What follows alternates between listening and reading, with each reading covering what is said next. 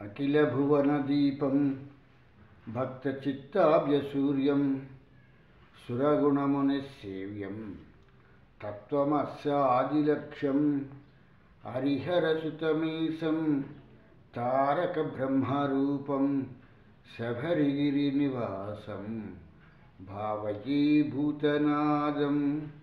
స్వామియే శరణమయ్యప్ప. ప్రియమైన ఆత్మబంధువులారా, ఆశ్రిత వారి సౌజన్యంతో మనం ఈ భక్తి అనేటువంటి కార్యక్రమాన్ని మనం ప్రారంభించుకున్నాం.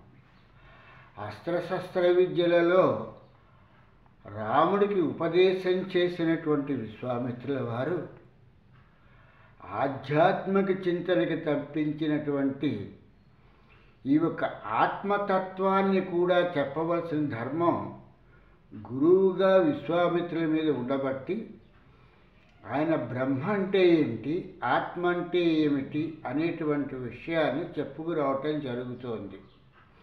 ఎందుకంటే ఈయనకి చాలా అస్త్రశస్త్రాలన్నింటినీ కూడా ఇవ్వటం జరిగింది. బ్రహ్మాస్త్రాన్ని, నారాయణాస్త్రాన్ని, శివాస్త్రాన్ని, వీటన్నిటినీ కూడా ఇవ్వటం జరిగింది. కనుక అటువంటి అస్త్రాలను ఇచ్చినప్పుడు అసలు బ్రహ్మ అంటే ఏమిటి అనేటువంటి విషయాన్ని విశ్వామిత్రుల వారు ఈ యొక్క రాముడికి చెప్పటం జరుగుతుంది. బ్రహ్మ కానీ ఆత్మ కానీ ఇది పదార్థం కాదు, ఇది ఇంద్రియాలకి గోచరించదు, ఇది అసలు కనిపించదు, బ్రహ్మ పదార్థం కూడా కనిపించదు. ఇది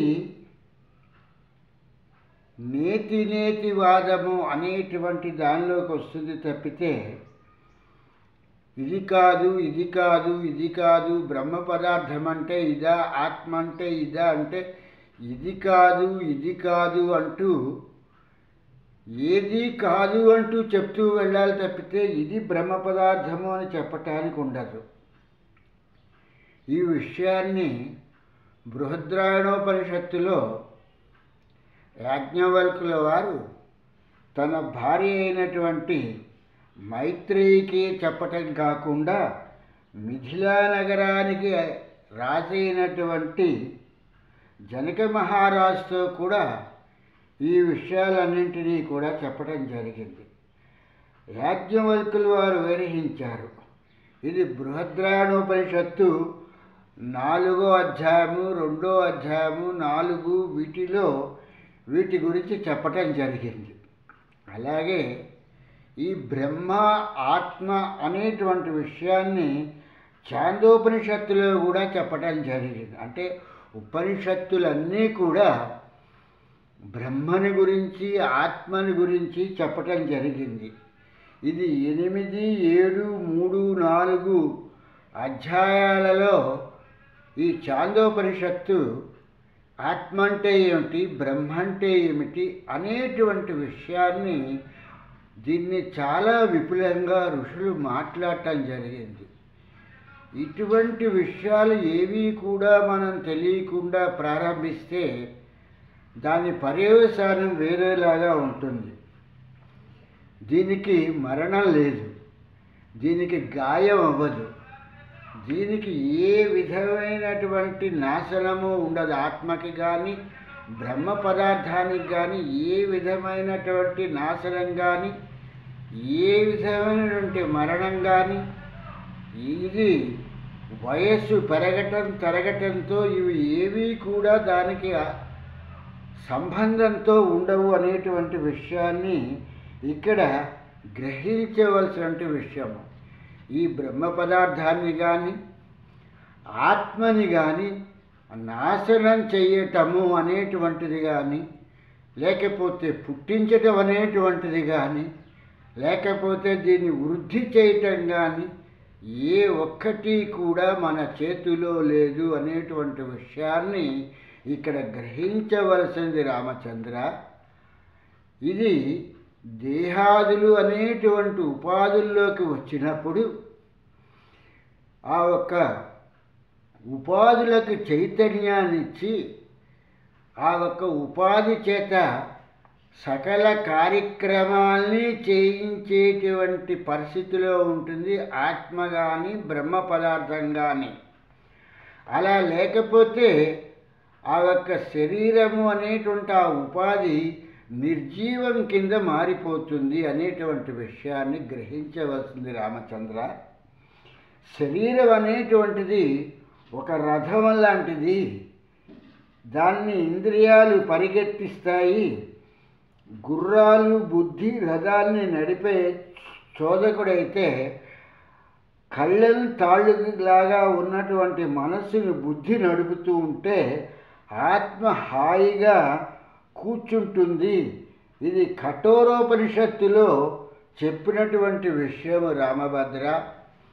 కనుక ఉపనిషత్తుల సారాంశాన్ని నువ్వు తెలుసుకోకుండా, ఉపనిషత్తుల గురించినటువంటి విషయాలను తెలుసుకోకుండా ఈ యొక్క ఆత్మతత్వాన్ని తెలుసుకోవటం చాలా కష్టం.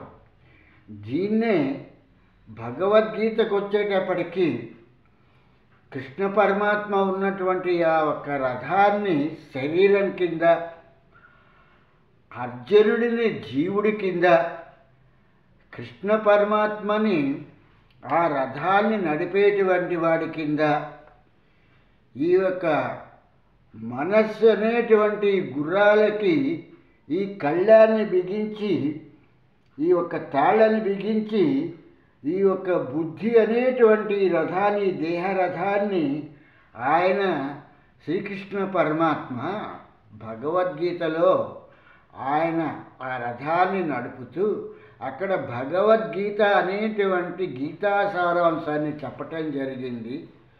రథం మీద నుంచి జీవుడు దిగటం జరిగితే, అంటే రథం మీద ఉన్నటువంటి అర్జునుడు నేల మీదకి దిగితే రథం తాలూకు పని నిష్ఫలం, అది నిర్జీవమైపోతుంది. చోదకుడు కిందకి దిగిన ఆ రథాన్ని నడిపేటువంటి ఆత్మ కూడా కిందకి దిగితే అది నిర్జీవమైపోతుంది. కాబట్టి ఈ విషయాల్ని చాలా జాగ్రత్తగా గమనించవలసినటువంటి విషయము. ఎందుకంటే చాలా భగవద్గీత తాలూకు ఈ యొక్క ఫోటోల్లో వేసేటప్పుడు అర్జునుడు కృష్ణుడు కూడా కింద నుంచి ఉన్నట్టుగా, రథం వెనకాతలు ఉన్నట్టుగా వేస్తారు. అది చాలా తప్పుగా వేసేటువంటి ఫోటో. అర్జునుడు రథం మీద ఉండాలి, కృష్ణుడు రథం మీద ఉండాలి, దానికి 4 గుర్రాలు ఉండాలి, దానికి కళ్ళెం ఉండాలి. ఈ యొక్క రథమంతా కూడా శరీరమే అనేటువంటి విషయాన్ని మనకి చెప్పటానికే ఈ యొక్క భగవద్గీత అనేటువంటి దాన్ని చెప్తున్నటువంటి ఉపనిషత్తుల సారాంశమైనటువంటి భగవద్గీతలో ఉన్నటువంటి ముఖ్య ఉద్దేశం ఏమిటంటే ఉపనిషత్తులు ఏం చెప్తున్నాయో దాన్నే ఇక్కడ భగవద్గీత చెప్తోంది. కాబట్టి ఆ భగవద్గీత తాలూకు ఎంబలం ఏంటంటే రథం మీద కృష్ణుడు అర్జునుడు ఉండాలి, రథానికి గుర్రాలు ఉండాలి, కళ్ళెం ఉండాలి అనేటువంటి విషయాన్ని గ్రహించవలసినటువంటి విషయము. కనుక ఇటువంటి విషయంలో ఇప్పుడు మనం ఒక చక్కని ఈ యొక్క పాటను వింటూ మిగిలినటువంటి విషయాలన్నింటినీ కూడా మనం తెలుసుకోవటం మనం జరుగుతుంది అనేటువంటిది గ్రహించవలసినటువంటి విషయము.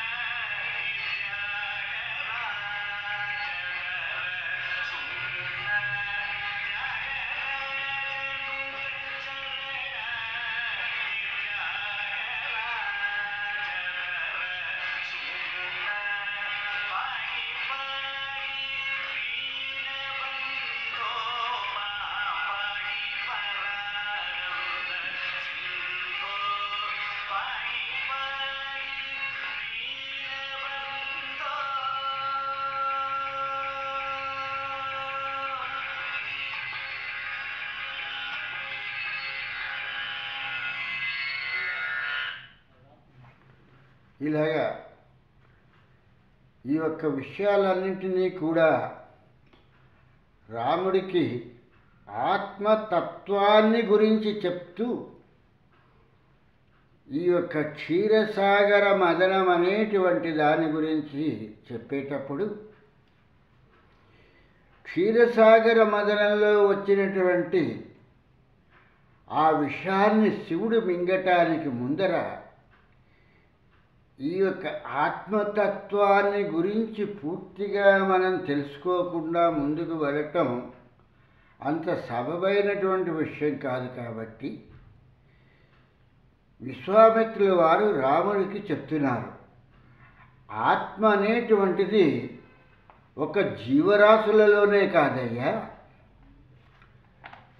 మనుషుల్లోనూ జంతువుల్లోనూ పక్షుల్లోనూ వృక్షాల్లోనూ అలాగే సముద్రాల్లోనూ నక్షత్రాల్లోనూ మొత్తం చరాచర జగత్తంతా కూడా ఈ యొక్క ఆత్మ బ్రహ్మ అనేటువంటి పదార్థము ఆధారపడి ఉంది.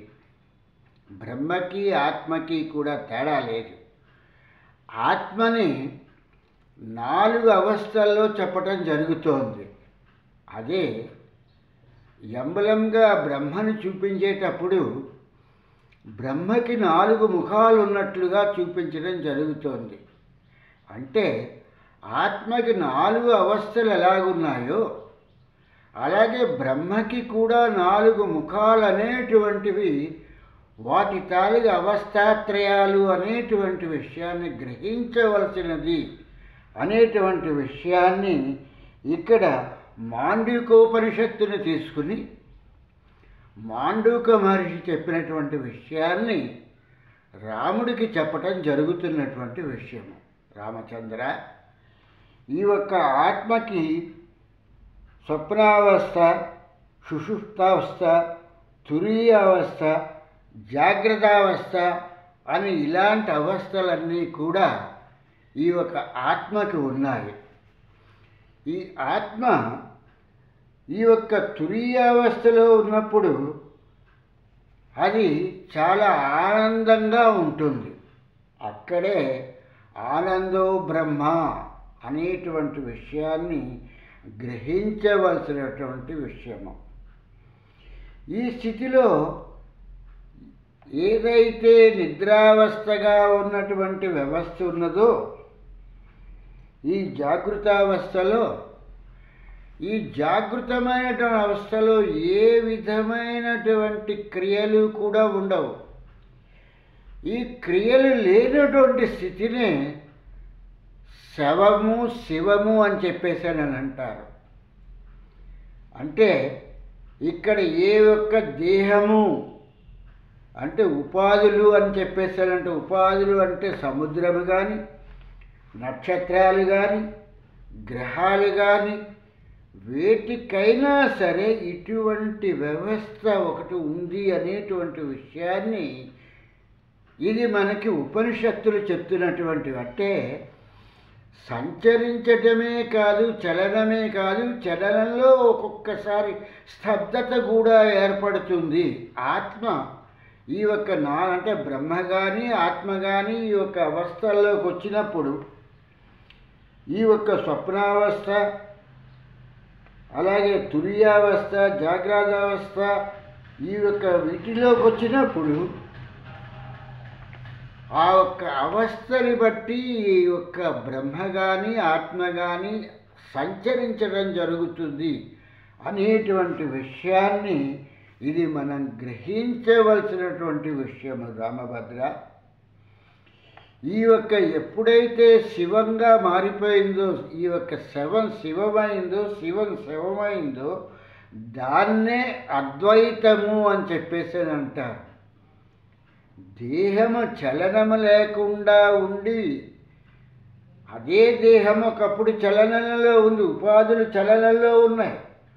ఉపాధులలో చలనం ఎప్పుడైతే ఆగిపోయిందో దాన్నే శివం అని చెప్పేసని, దాన్నే అద్వైతము అని చెప్పేసని అనటం జరుగుతుంది. ఇటువంటి విషయాలన్నింటినీ కూడా తైత్తరోపనిషత్తులో బ్రహ్మాండవల్లిలో ఆత్మ పురుష సంబంధం విశ్లేషించి చెప్పడం జరుగుతున్నటువంటిది. ఇలాగ ఆత్మ గురించి కానీ ఈ యొక్క బ్రహ్మని గురించి కానీ తెలుసుకోవటం అనేటువంటిది ఒక జీవిత కాలమంతా కూడా పట్టేటువంటి విషయము రామభద్ర. ఇది అంత తేలికగా అర్థమయ్యేటువంటి విషయం కాదు. ఆత్మతత్వం కానీ బ్రహ్మతత్వం కానీ ఇవేవి వస్తువులు కావు, ఇవి ఇంద్రియాలకి గోచరించవు.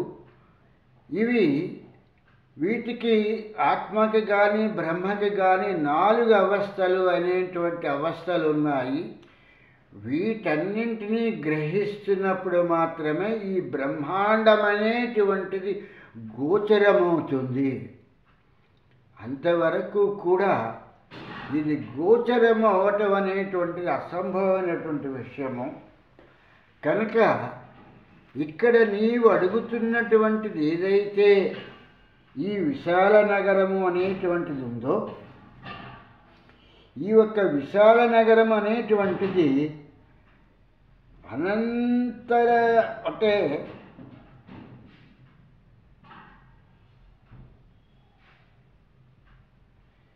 ఇది అమరావతి వలె ఉంది ఈ యొక్క విశాల నగరము అనేటువంటిది.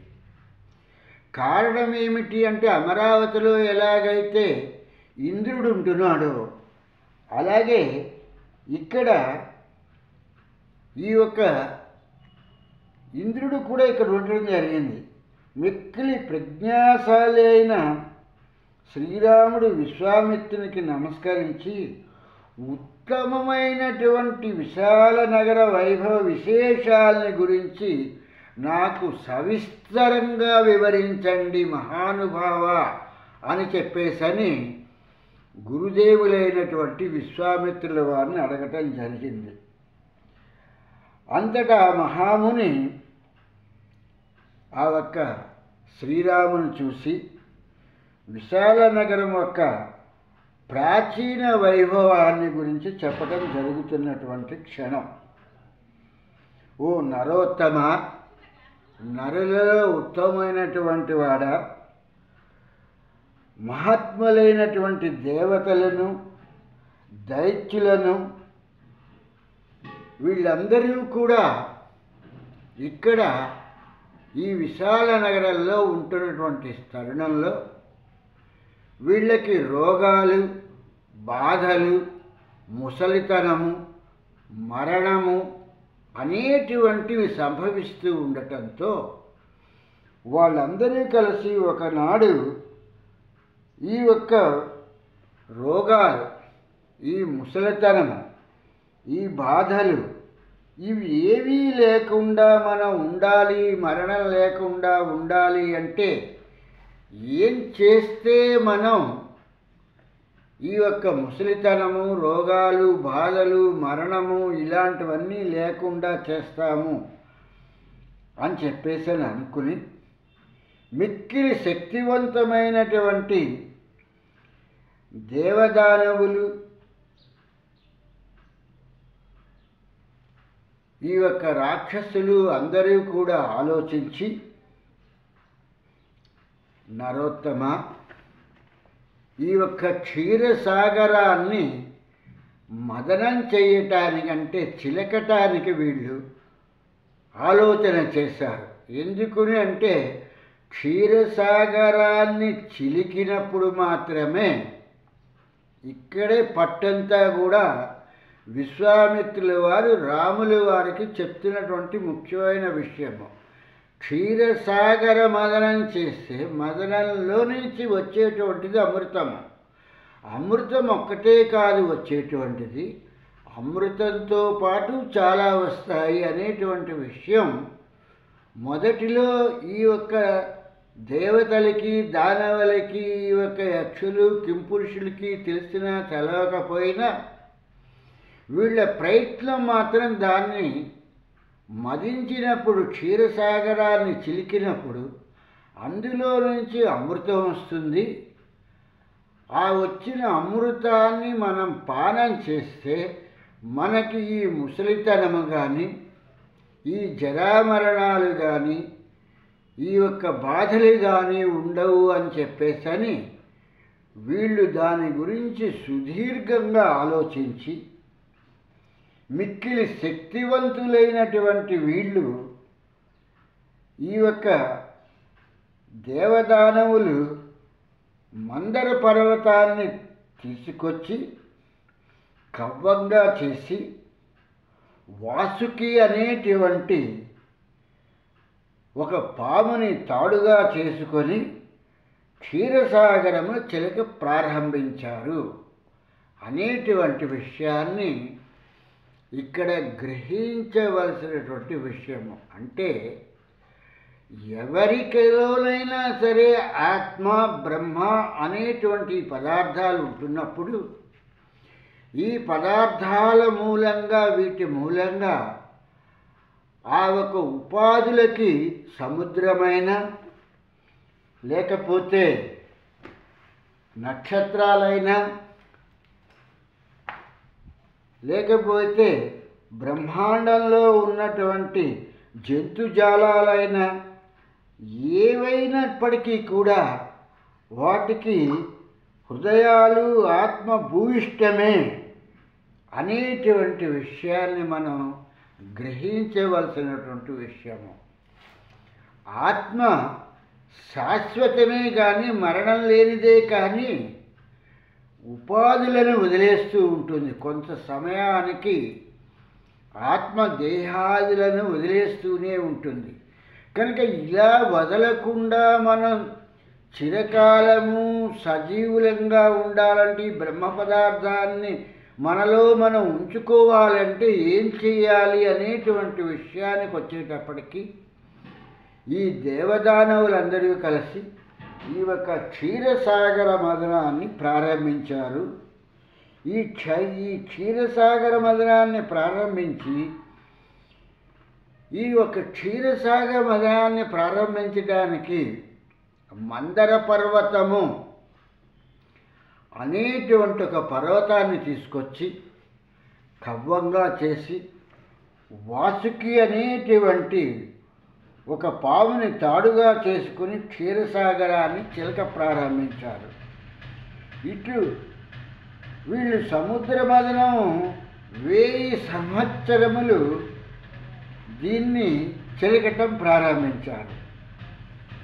ఈ చిలుకుతున్నప్పుడు కవ్వంగా ఉన్నటువంటి మందర పర్వతం అయితే తిరుగుతోంది. ఈ కవ్వానికి అమర్చబడినటువంటి వాసుకి అనేటువంటి తాడు అనేటువంటి ఈ యొక్క పాము విషాన్ని కక్కటం ప్రారంభించింది. ఈ విషాన్ని కక్కుతూ తన కోరలతో ఆ యొక్క రాళ్ళని శిలలని కూడా కరవటం ప్రారంభించి దాని విషాన్ని ఆ పాల సముద్రంలోకి కక్కటం ప్రారంభించింది. దీని పర్యవసానం ఏమైందయ్యా అని అంటే దీని పర్యవసానంగానే ఆలాహలం జనించటం జరిగింది. ఈ ఆలాహలం ఎప్పుడైతే పుట్టిందో ఈ యొక్క దేవదానవులందరూ కూడా చాలా భయపడిపోవటం జరిగింది.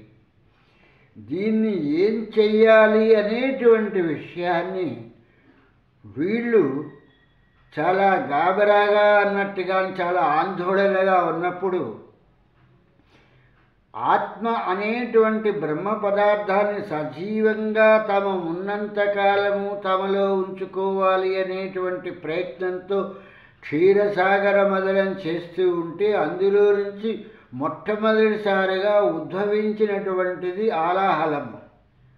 అప్పుడు మహావిష్ణువు వచ్చి శివునితో, హర, ఈ యొక్క క్షీరసాగరంలో నుంచి ఏదైతే వచ్చిందో ఆ వచ్చిన మొట్టమొదటి వస్తువుని నీవు మాత్రమే స్వీకరించాలి అని చెప్పటంతో ఈ మాటలు విన్నటువంటి పరమశివుడు విష్ణువు మాటకి అతని అమితోత్సాహంతో అలాగే అని చెప్పటం జరిగింది.